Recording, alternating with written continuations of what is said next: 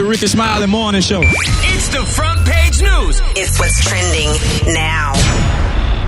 The CDC just issued a dire warning that we could potentially lose lives of an additional 250,000 people by February if we do not make drastic changes on how we operate this winter. Now, what does this mean for our kids? On the line right now, we have one of the best pediatric doctors in Atlanta, Dr. Tiffany Billingsley. Dr. B, good morning. Good morning. Oh, and we haven't even seen the Thanksgiving numbers yet. What are you seeing in your office as of late? So we are starting to see more kids with cold symptoms and viral illnesses. However, the volume for us has still been fairly low with sick kids for this time of the year. A lot of my families are still having their children at home with virtual learning or have decided to hold off on daycare. But for those who have returned, generally they've been doing pretty well, though there has been a rise in kids across Atlanta being admitted in the hospital with COVID-like symptoms. Oh, man. Well, with the current surge in numbers, Dr. B, should parents continue to send their kids to school or daycare? So this is a question I've received frequently since the Thanksgiving holiday. I continue to advise my families to do what is best for them. If you have to work, your children have to have someone to care for them. That said, many children have done well since returning to school. I think wearing masks, limiting adults in the daycares and schools, proper hand washing, and a focus on the CDC guidelines have limited the spread of COVID-19 amongst our children in school and daycare. Wow. Well, it's wintertime, Doc, and so kids are going to naturally have runny noses and things like that just because it's cold. So if you're a parent and your child is sick, when should you be concerned about the possibility of COVID? Great question. So as you know, runny noses and occasional coughing are all part of typical colds, and we're going to see that during this time of the year. However, these are also symptoms of COVID-19. So yes, it does have to be considered when these symptoms present. However, remember, kids are still doing fairly well with the illness and not having as many of the complications that we're seeing in adults.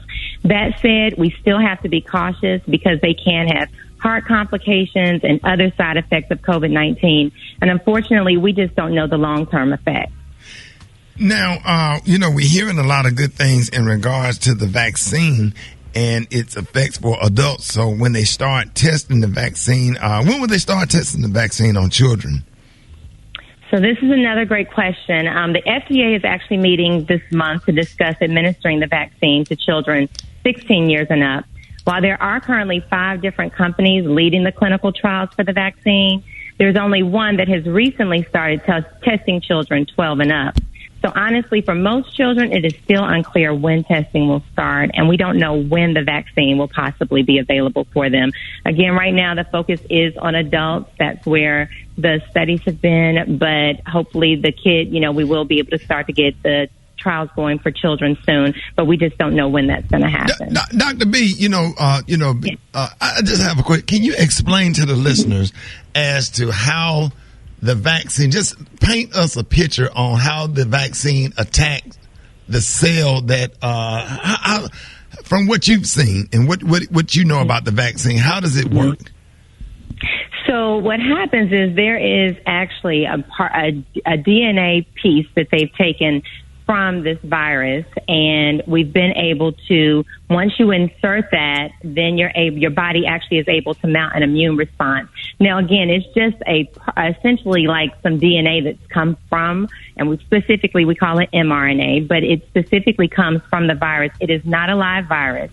But once your body sees it, it's actually able to mount an immune response to it and therefore keep you from hopefully getting sick from it. Or if you do, then maybe it'll just be a mild illness. Oh, wow. We're talking to pediatrician Tiffany Billingsley, a.k.a. Dr. B in the house. Now, this is a big question everybody's been asking me. Is it too late for parents to get their kids flu shots? And will they help their immune system against the COVID situation? It is absolutely not too late. So we are still offering flu shots to children. It's definitely recommended in kids 6 months and up to be vaccinated with the flu vaccine. Now, it's not going to protect them against COVID. However, it will ensure we can minimize them getting an illness that can look like COVID-19 and could be life-threatening. All right. Dr. B, how can people follow you if they have more questions? You can go to www.ppaforkids.com. That's www.ppa4kids.com, or like us on Facebook. You can also follow us on Twitter and Instagram at PPA for Kids. All right, ladies and gentlemen, thank you so much.